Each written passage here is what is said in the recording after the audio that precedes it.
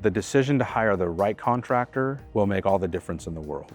It's the exterior of the home, so extremely important that we make sure it gets done right. That's part of the reason that we chose JKC. No doubt in my mind that Joseph and his team are the right contractors. And I really like the fact that he took the time to explain everything to me and made a point of wanting to speak with us in person. His customer service was much better than the other companies that we interviewed. I mean, that's just one of 100 things that we can say about Joe and his team and the entire process.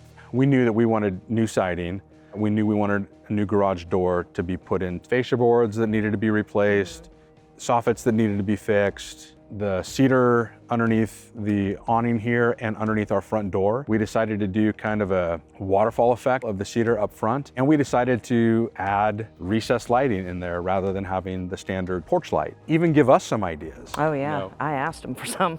It was a collaborative effort. They weren't just there doing the work. Everything about the process from day one to final walkthrough was a blast. I actually miss them being here because they were here for so many days. And you just get to know them as people and you trust them and you just put a lot of faith in what their abilities are and to guide you in the right direction. My mom has hired them to do her entire house. They're working on her project right now. Joe, we're gonna hire you again. Love you.